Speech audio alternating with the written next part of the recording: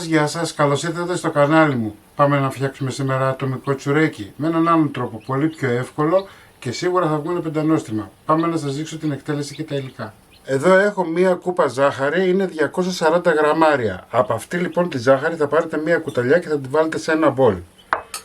Θα προσθέσετε ένα ποτηράκι του κρασιού χλιαρό γάλα, είναι 150 γραμμάρια. Ανακατεύω λίγο. Εδώ έχω 75 γραμμάρια νοπή μαγιά.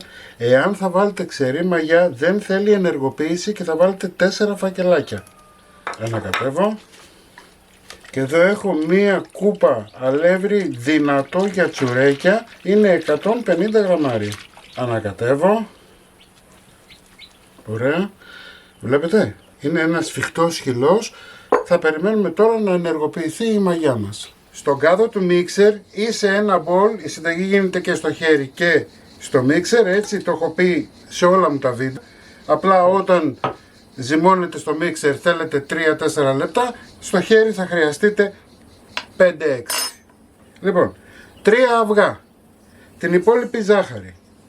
Ανακατεύω, μία κούπα χλιαρό γάλα, 20 γραμμάρια μαχλέπι ή 4 κουταλιές γεμάτες του γλυκού, 2 δάκρυα μαστίχα, 2 βανίλιες, μία τσιμπιά αλάτι, ξύσμα από ένα ακέρωτο πορτοκάλι. Ανακατεύω. Θα βάλω και την μαγιά μου, κοιτάξτε πως έχει φουσκώσει. Η μαγιά όπως βλέπετε είναι λίγο σφιχτή, μην αγχωθείτε, έτσι θα διαλυθεί με τα υπόλοιπα υγρά και θα είναι μία χαρά. Βλέπετε. Είμαστε έτοιμοι, πάμε για ζύμωμα 4 λεπτά, σε χαμηλή ταχύτητα. Λοιπόν, η ζύμη μας είναι αυτή. Το αλεύρι που χρησιμοποίησα είναι 5 κούπες, είναι 750 γραμμάρια, συν του προζυμιού, έτσι. Εδώ έχω μισή κούπα βούτυρο, θα τη βάλω και αυτή μέσα. Και θα χτυπήσω τώρα για άλλα 2 λεπτά να ενσωματωθεί το βούτυρο και να κάνει την ίνα. Λοιπόν, η ζύμη μου είναι έτοιμη. Εδώ έχω ένα μπολ, θα βάλω ηλιέλαιο.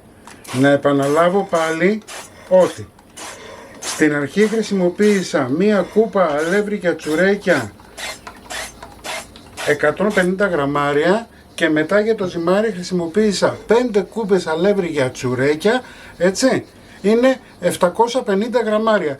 Μην μπερδευτείτε, σας το λέω και σας το ξαναλέω γιατί στα υλικά, στην περιγραφή και στο πρώτο βίντεο θα σας βάλω ξεχωριστά το προζύμι, ξεχωριστά τη ζύμη. Έχουμε μία ζύμη η οποία είναι αρκετά μαλακιά, βλέπετε. Και αυτό είναι το εύκολο της υπόθεσης. Μαζεύω τη ζύμη μου, ωραία, θα τη γυρίσω ανάποδα. Θα τη σκεπάσω με μία πετσέτα και θα την αφήσω να ξεκουραστεί τουλάχιστον για μία ώρα σε μέρος ζεστό. Τώρα καλοκαίρι είναι, ζέστη υπάρχει. Μία ώρα μετά το ζυμαράκι μου είναι έτοιμο. Θα ψεκάσω λίγο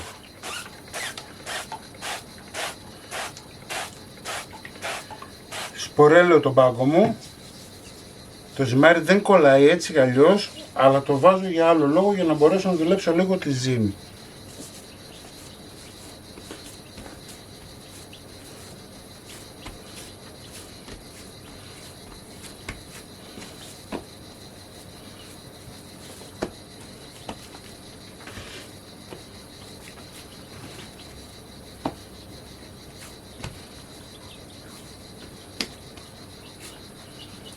Ωραία. Λοιπόν, θα κόψω σε 12 ίσα μέρη. Έκοψα σε 12 ίσα μέρη, παίρνουμε στα χέρια μας ένα ζυμαράκι και το κάνουμε αυτό το πράγμα, το μαζεύουμε. Θέλουμε να έχουμε μία λία επιφάνεια, ούτως ώστε να μπορέσει να γίνει σωστό. Βλέπετε, το έχουμε μαζέψει, το βάζουμε κάτω και κάνουμε αυτό το πράγμα.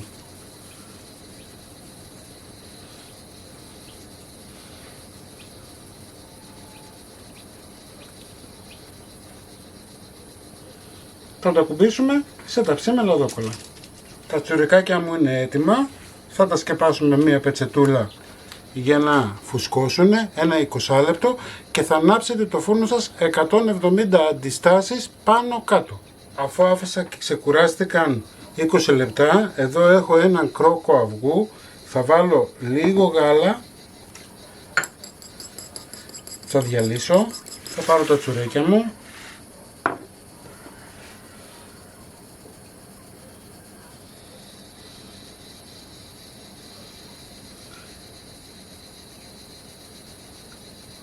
Λίγο αμύγδαλο.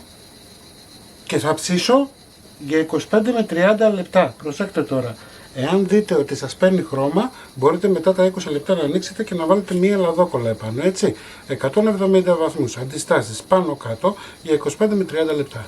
Τα τσουρέκια μου είναι έτοιμα. Χρόνος ψησίματος, όπως σας είπα, 30 λεπτά. Είναι βέβαια ανάλογα τη δύναμη του φούρνου σας. Μπορεί να σας πάρει λίγο παραπάνω ή λίγο λιγότερο. Έτσι. Τα αφήνετε να κρυώσουν κοαλά και μετά θα τα ξεφορμάρετε. Έτοιμα, θα τα δείτε στην αρχή του βίντεο. Να τα αφήσω να κρυώσουν λίγο. Μην ξεχνάτε όμως να κάνετε κοινοποίηση στα βίντεο μου, να κάνετε γραφούλα στο κανάλι μου. Ό,τι θέλετε να έρθετε στις ομάδες μας, Μαγειρικές Απολαύσεις και Γιώργος Ζόλης Μαγειρικές Απολαύσεις, και θα τα ξαναπούμε σύντομα με ένα επόμενο βίντεο, μια νέα συνταγή. Γεια και χαρά σας.